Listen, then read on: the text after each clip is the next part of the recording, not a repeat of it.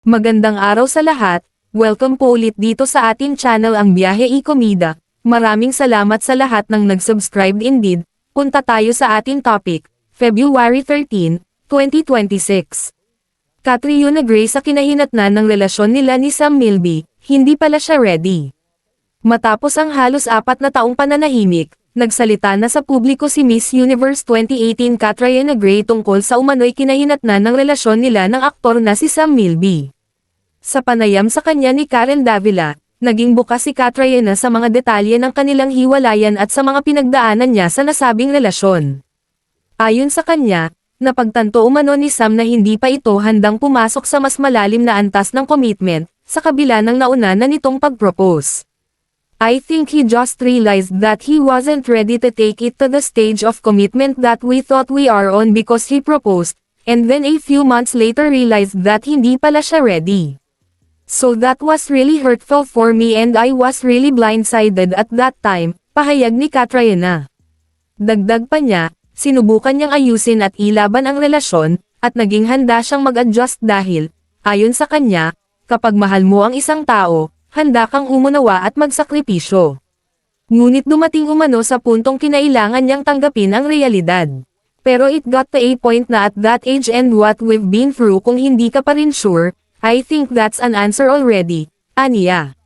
Matatanda ang February 2023 nang isa publiko ni Catriona at Sam ang kanilang engagement, na ikinatuwa ng kanilang mga tagahanga at ng publiko.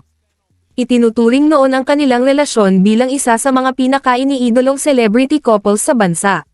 Subalit, makalipas ang isang taon, umugang ang mga balita na nagkakalabuan na ang dalawa, bagay na hindi agad nila kinumpirma.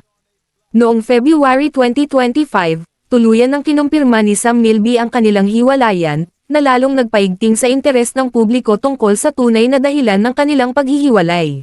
Is it alright to ask you, essentially, what happened? There was a point in our relationship where I think he just realized that he wasn't ready to take it to the stage of commitment that we thought we were on because he had proposed. And then a few months later realized that hindi pala siya ready. So that was very hurtful for me, and I was really blindsided at the time. And I really tried to make it work. So I was willing to adjust because siguro when you love someone, you're willing to understand them. Pero it got to a point na at that age and what we've been through, kung hindi ka pa rin sure, I think that's an answer already. Panoorin ang buong video sa YouTube channel ni Karen Davila at mag-subscribe, bisitahin ang website ng kami para sa kabuuan ng artikulo. At yan ang ating latest Showbiz Chika update for today. Huwag kalimutan mag-subscribe, i-click ang notification bell for more Showbiz Chika updates at suportahan po ang ating Facebook page. Maraming salamat sa lahat ng nag-subscribe indeed, magandang buhay sa lahat, adios!